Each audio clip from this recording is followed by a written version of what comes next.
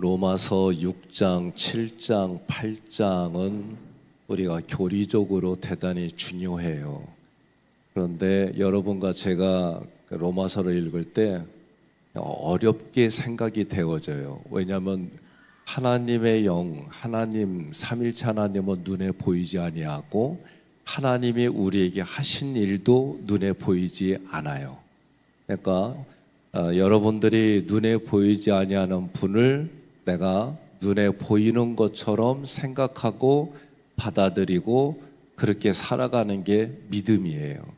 그러니까 하나님께서 우리에게 믿음을 주셔서 이미 하신 일, 하나님이 나와 우리를 위해 하신 일이 이제 자꾸 들음으로 말씀의 공급이 있으므로 그것이 눈에 보여지고 귀로 들려지고 마음에 기록되어졌구나 깨달아져요. 그러니까 하나님의 은혜는 먼저 우리에게 불가항력적으로 해주셨어요. 그러니까 내가 거부할 수 있는 게 아니에요. 이미 하신 것을 이제 여러분과 제가 말씀을 통해 깨달아지는데, 이게 안 깨달아지면요 옆에 분한테 그래요. 그것 때문에 힘들어하지 말고 아직 때가 아닌 게비요 그러세요. 옆 사람한테 그렇게 말하세요. 아예 로마서라고 하는 거는 어렵긴 어려워요. 그런데 내가 앞만 읽어도 안 깨달아지더라 그러거든. 그래요. 그냥 때가 아닌 게비요. 근데 받았어 그러세요. 하나님이 이미 주셨어요. 그러니까 여러분과 저는 오늘 말씀 중에 단어들이 부대끼기도 하고 이해가 안 되더라도 하나님이 이렇게 하셨구나, 하셨구나, 하셨구나. 그냥 여러분과 저는 하셨대. 그냥 그러면 되는 거예요. 근데 이해가 안 돼? 정상이야. 근데 이해가 돼? 깨달아진 거예요. 아셨죠? 오랫동안 이 부분에 대해서 저도 고민한 부분들인데 왜 종교 개혁자들이나 많은 분들이 이 교리적인 부분에 목숨을 걸까? 그만큼 우리가 죄에 대해서 무감각해요.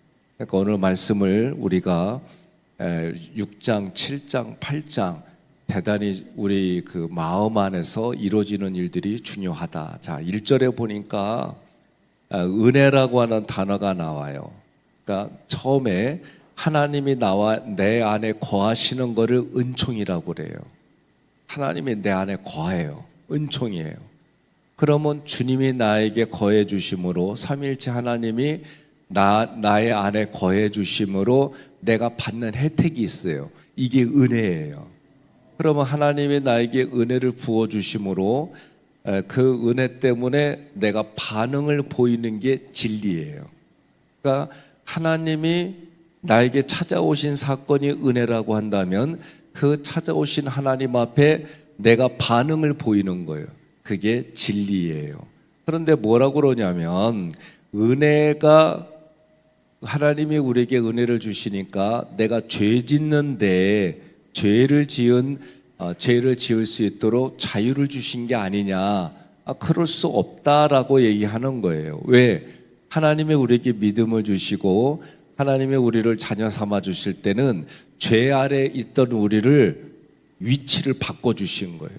하나님의 자녀 밑으로 우리가 줄을 섰어요. 그러니까 예수를 알기 전에는, 예수를 그리스도로 알기 전에는 여러분과 제가 어디 있어요? 죄의 종노릇했어요.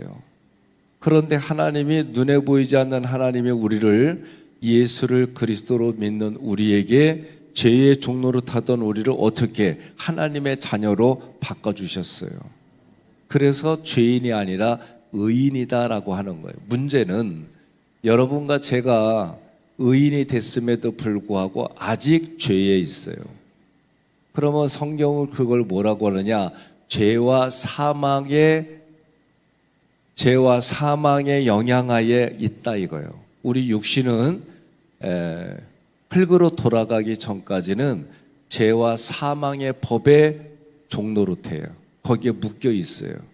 그런데 하나님은 우리의 영혼을 어떻게 생명의 성령의 법에 그 영향 아래 있게 해주셨어요. 그러니까 여러분과 제가 이게 어렵게 생각하지 마시고 육신이 흙으로 돌아가기 전까지는 죄와 사망의 법 아래에 있구나. 그런데 이미 하나님은 그런 우리 육체를 이길 수 있도록 생명의 성령의 법 아래에 있게 해주셨다. 그래서 우리가 할 수 있는 건 뭐냐? 마음의 생각과 감정을 자기를 부인하고 자기 십자가를 지고 예수님이 걸어가신 길을 따라가게 해주셨다. 그러면 여러분과 제가 성경의 말씀에 구원받은 이후의 삶을 살려고 우리가 흔히 말하는 성화예요. 성화답게 그리스도인답게 살아가려고 하는데 솔직히 말해봐요. 쉬워요? 어려워요?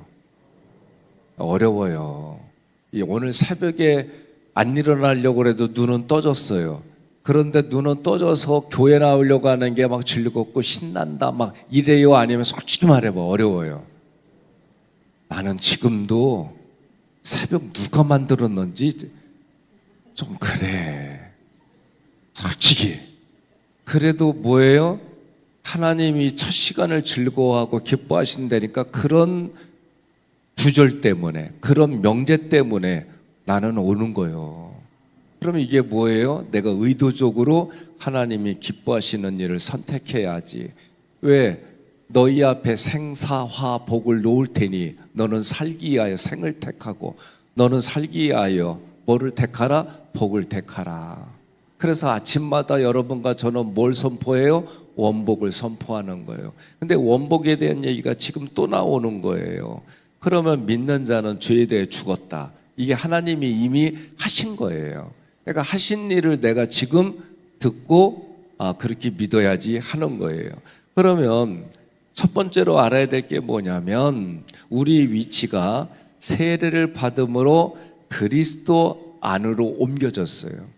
그러니까 여러분과 제가 에베소서 2장에 뭐냐면 예수님의 십자가 부활 승천, 그냥 이렇게만 말하면 뭔지 몰라요.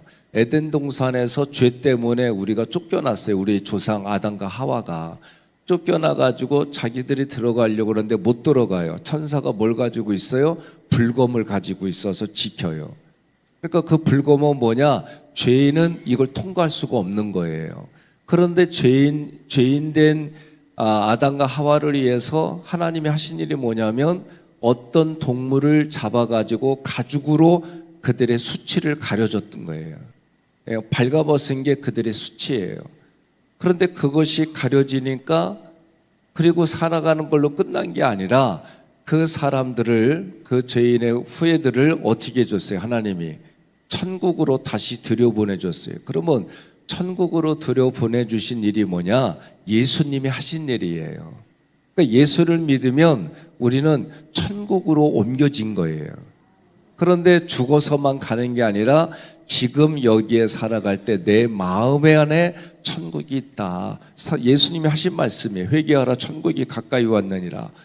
천국은 밀고 들어온 거예요. 그래서 여러분과 저는 천국이 있어요.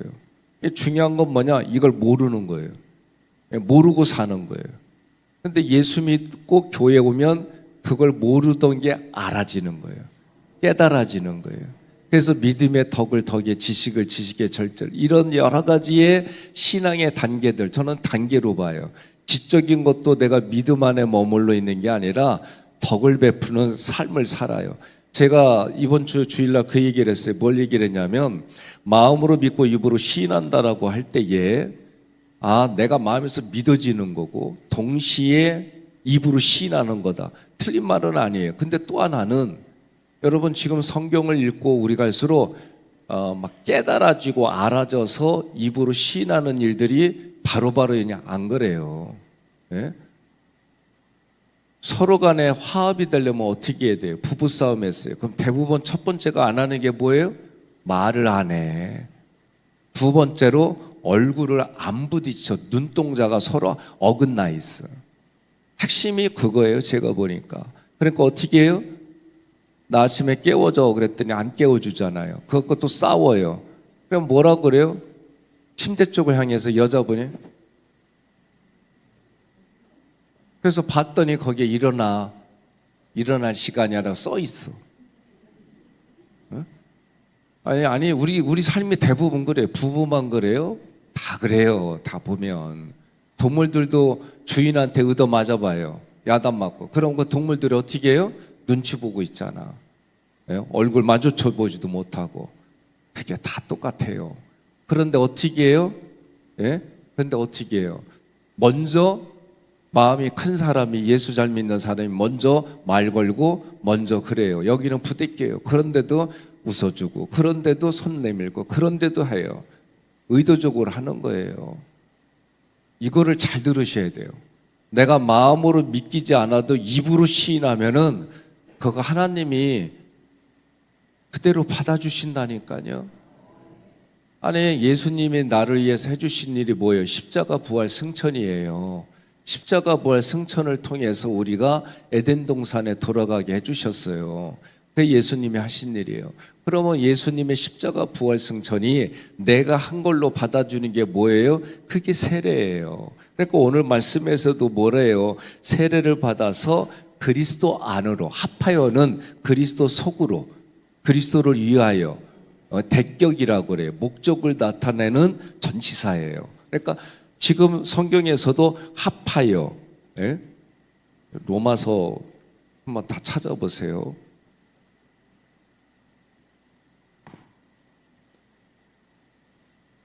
로마서 6장의 4절에 보니까 그의 죽으심과 합하여 세례를 받음으로 그렇게 돼 있어요. 그러면 저기 말씀 세례를 받음으로, 세례 받는다는 게 뭐예요? 물의 세례를 받아요. 여러분과 저는 주의 종을 통해 물을 뜨고 성수라고 그래요. 우리는 하나님이 그렇게 해주셨다 그렇게 믿는 거. 원래는 어떻게 해야 돼요? 흐르는 물에 거기에 모든 몸이 들어갔다가 나오는 거예요. 그래서 교파마다 좀 다른데 침례교는 그렇게 침례탕이라고 그래가지고 물 속에 들어갔다가 이렇게 세우는 거예요. 개인적으로 저는 그렇게 하는 게 좋을 것 같아요. 세례 받기 전에 예수 잘 믿으라면 아주 속색이고 미꾸라지처럼 빠져나고 막 그러잖아요.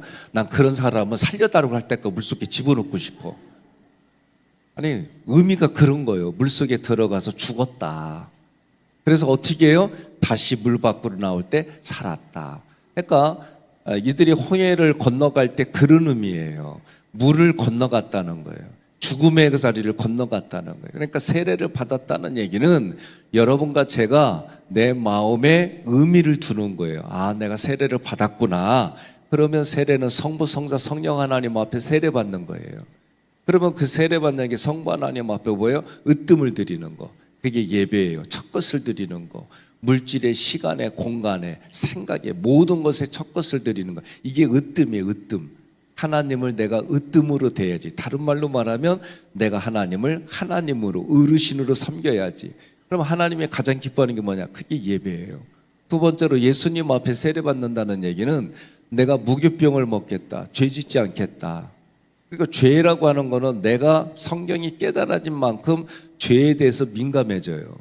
그러니까 예수 믿는 사람의 특징은 뭐냐면 민감해지는데 어디에? 죄에 대해서 민감해져요. 그래서 그 죄에 대해 민감해지니까 여러분 먼지가 눈으로 보일 때가 언제예요? 청소 안 하면은 희한하게 먼지끼리 지들끼리 뭉쳐 있어. 그죠? 그리고 여기도 또는 창가에 앉아 있으면 먼지가 안 보여요. 근데 햇볕이 쐬면 어떻게 해요? 먼지가 보여요. 네. 눈에 보이는 먼지. 근데 보이지 않는 먼지를 망원경, 현미경, 광학 현미경으로 보면 크기가 달라요. 마찬가지로 우리가 하나님의 말씀을 통해 내가 믿음으로 죄에 대해 반응하기 시작하면 눈에 보이지 않는 먼지가, 죄가 망원경으로 보고 현미경으로 보고 광학 현미경 이렇게 민감해져요. 우리의 양심이 살아나고 본성이 살아나고 생각이 살아나요. 뭐에 대해서? 하나님에 대해서 살아나요. 그러면 살은 자로 산다는 얘기는 뭐냐? 죄에 대해서 민감한 정도에 따라 내 믿음이 달라진다. 아주 쉽게 눈에 보이게 해주시는 거예요. 그러니까 그리스도 안으로 옮겨졌다. 세례를 받았다는 얘기는 성부, 성자 하나님, 성령 하나님. 성령 하나님은 하나님의 말씀이 희한하게 들려요. 하나님의 말씀이 희한하게 보여요. 하나님의 말씀대로 보이기 시작해요. 그게 뭐 때문에? 내 안에 믿음이 작동하기 때문에 이런 현상들이 나타나는 거예요. 그러면 세례를 받음으로 그리스도 안으로 옮겨졌어요. 너가 내 안에, 내가 너 안에. 이게 무엇인지 이제 깨달아지기 시작하는 거예요. 그게 하나님이 우리에게 하나님을 부인하지 못하러 주신 본성, 양심, 생각이 하나님으로부터 반응을 하고 살아나는 거예요. 두 번째로 우리가 위치적으로 알아야 될 게 뭐냐면 옛사람. 6절에 보니까 옛사람이 나와요. 옛사람이 나오고 여러분과 저는 누구예요? 새사람이요. 새사람. 아니 총각이었는데 결혼한다고 뭐라고 그래요? 뭐라고 불러요? 예? 그렇죠. 새신랑이라고 불러. 그러면 언제 헌신랑이 되는 거예요? 그 얘기는 없어요. 결혼하고 나면은 새신랑이라고 그래. 아니에요. 결혼하기 전까지는 총각이야. 그런데 결혼함과 동시에 사람들이 다 뭐라고 불러요? 새신랑이라고 그래. 그럼 언제 헌신랑이 되는 거예요? 이거에 대한 정의는 없어요. 근데 우리의 문화 속에 아니 똑같은 난데 결혼했다고 위치가 바뀌었어. 새신랑으로. 그러면 결혼하면 여자 보고 뭐라고 그래? 새색시라고 그래. 또 새자가 붙어요. 새롭다는 거예요. 새롭다는 거예요. 그럼 여기서도 옛사람과 새사람이라고 할 때는 이 새가 뭐냐면 new, 새롭다라는 뜻이에요. 새롭다. 내가 여쭤볼게요. 24년도하고 25년도 차이가 뭐예요? 여러분 살아가는 거. 내가 볼 땐 똑같아. 근데 24년 12월 31일 날 25년 1월 1일 날 우린 성모영신 예배를 드려요. 그러면서 의미만 뭐라고 해요? 새롭게. 옆 사람한테 얘기해요. 눈에 보이는 건 똑같은데 내 머리는 당신이 새로워. 그렇게 말씀하세요.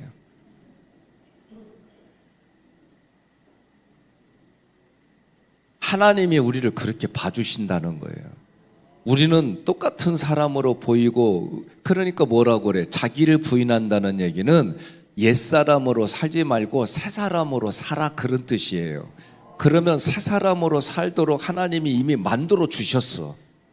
새사람 만들어 주셨다니까요. 내가 문정공파 10대 손으로 태어나고 싶어서 태어났어요? 아니라니까. 태어나자마자 나는 뭐가 됐어요? 문정공파 10대 손이 됐다니까. 왜 그런 눈으로 봐요? 내 의지와 상관없어요. 마찬가지로 하나님이 여러분과 저를 하나님의 자녀로 예수를 그리스도로 고백하는 순간 하나님이 그냥 그렇게 만들어 주신 거예요. 그것을 믿음으로 받아들이는 거지 내 눈에는 보이지 않아요. 그러나 성경이 눈에 보이지 아니하는 그 영의 이야기들을 기록했으니까 우리가 깨달아진 만큼 깨달아지는 거예요. 오늘 제가 한 말이 안 깨달아지는 분만 손 들어봐요. 괜찮아요. 눈치 보지 말고 다 깨달아져요? 그러면 이렇게 얘기를 해요. 제가 깨달아진 만큼 설명한 게 여러분들이 깨달아지면은요, 이런 거요. 아버지가 밖에 나가서 100만 원어치 벌어보면 5 식구가 얼마치 사는 거요? 100만 원어치. 500만 원 벌어오면 5 식구가 얼마치 사는 거요? 500만 원어치. 그러니까 제가 깨달아진 만큼 여러분들이 같이 누리는 거예요. 저를 위해서 기도해 주는 게 뭐 때문에 그러느냐? 말씀이 깨달아지고 그것이 여러분 눈에 보이게 하고 적용시키고 정말 그렇게 살아가게 하는 게 저의 역할이고 우리 교육자들의 역할이고, 그것을 또 50부장, 100부장, 10부장으로 가져가서 여러분들이 석장님으로 또 석회의 선교회장님으로 그 역할을 감당하는 거예요. 이게 흔들리면 안 돼요. 그런 일을 할 수 있도록 우리가 중보기도 해주는 거예요. 자, 그러면 두 번째적으로 이치는 뭐냐? 옛사람은 죽었다. 어떻게 죽었냐? 십자가에 못 박혀 죽었다. 이것도 하나님이 하신 일이에요. 그러니까 여러분과 저는 뭐라 그러느냐? 내 자아가 뭔지도 몰라. 자아는 내가 주인이라고 생각하는 그런 모든 개념들이에요. 그러면 그걸 알게 해주는 게 뭐냐? MBTI로 해서 나는 극T T야, 나는 I야, 뭐 이렇게 얘기할 때 그것도 자기 자아예요. 애니어그램을 해서 나는 8번과 9번이야, 이런 것들이 자기 자아예요. 그런데 오늘 우리 교회에서는 디스크를 가르쳐 주셔서 저는 주된 기질이 담즙이에요. 부기질이 우울조맥이에요. 요런 나의 특징들이 다 자기 자아예요. 이해되셨어요? 그러니까 자기 자아를 부인한다는 얘기는 이런 거예요. 제가 여러 번 얘기해요. 송 목사님은 담즙이에요. 그리고 정 목사님은 다혈이에요. 조 목사님은 우울이 앞에 점액이요? 예, 점액. 그 다음에 김성건 목사님은 점액. 그러니까 점액의 특징은 뭐냐면 주도적으로 자기 일들을 못해. 아니, 하기는 해. 근데 누군가 관계 속에서 이 두 사람은 어떤 특징이냐면 사무실 열었는데 어디 있는지 안 보여. 아무도 없구나 하고 불 끄고 딱 나가면 그때서 말해. 나 여기 있는데 왜 불 껐어? 이게 점액이에요. 그 점액은 어디 가자 그러면 내가 아는 사람이 있거나 내가 아는 사람이 있어야만 가. 근데 아는 사람이 없으면 안 가. 그런데 누군가 끌고 가면 끌려가. 이게 점액이에요. 담즙은 오지 말라 해도 잘 가. 목적을 정해놓으면 담즙은 수단과 방법을 가리지 않고 거기에 딱 목적을 성취해. 이게 담즙이에요. 우울은 분석을 다 해갖고 분석이 끝나면 그때 움직여. 예? 내가 뭐 이성적으로 이해가 돼야 움직여. 이게 우울 기질이에요. 이해가 안 되면 절대 안 움직여요. 그래가지고 우리가 꽃할배 그 프로그램 보면 이순재 씨가 식당 들어갔는데도 뭔 말인지도 모르는데도 끝까지 메뉴표 들고 있어. 백일섭 씨는 박근영 씨가 뭐 하면 나도 그거 그렇게 따라가. 기질대로 이렇게 달라요. 그런데 가장 충성된 종이 누구냐? 점액 기질들이야. 이게 기질적으로 다 이렇게 되어지는. 그러니까 여러분과 저는 다 기질이 있어요. 담즙, 우울, 점액, 다혈. 다혈은 딱 보면 흥이 있어. 흥이 있어. 내가 이건 좀 과하게 얘기한 거예요. 장례식장 가가지고도 개지나 칭칭하네 이런 쪽의 음악을 담은 사람들은 대부분 다혈이에요. 그 정도로 어디 있든지 흥을 위주로 살아가는 거예요. 근데 단점은 뭐냐? 지속적이질 못해. 그러니까 장점이 있고 단점이 있어요. 옆 사람에 물어봐요. 장점만 있어요? 물어봐요. 그럼 뭐라고 그래요?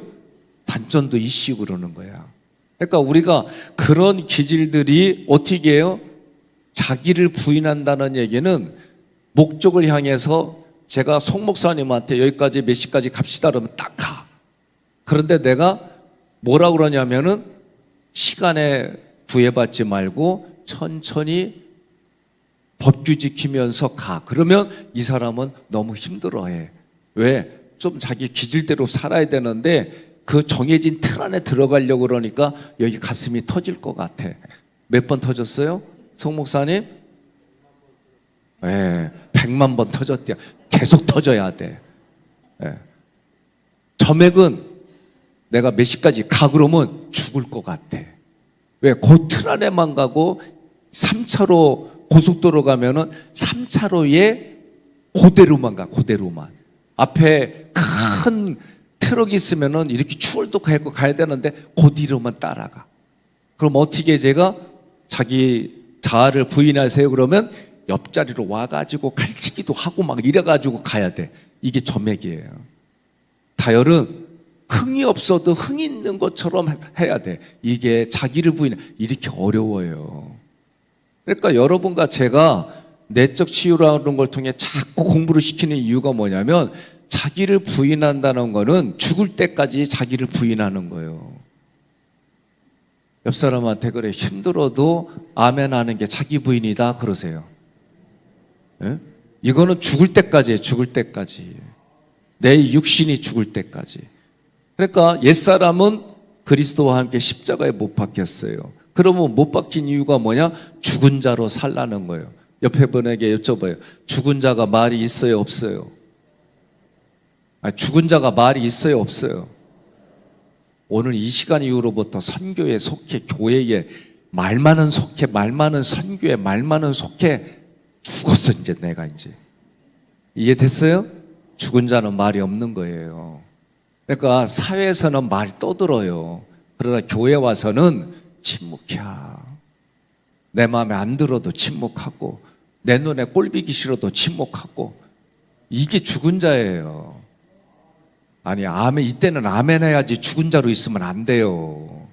이게 깨달아져야 되는 거예요. 그런데 희한하게 예수를 믿고 운동대회도 가면은 골프 치는 분들한테 구력이 얼마냐고 물어봐. 몇 년 됐다 몇 년 됐다 그 얘기예요. 희한하게 예수 믿은 지 오래됐고 가문이 예수 믿으면은 말이 많아져.